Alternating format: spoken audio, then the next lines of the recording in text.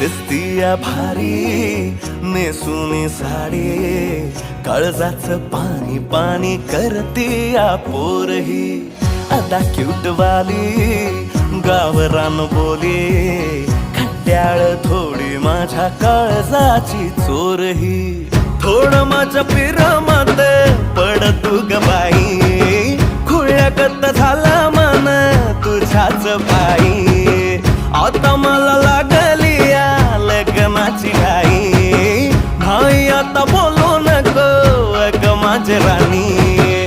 होशील का या पठ्याची सोबर घरवाली.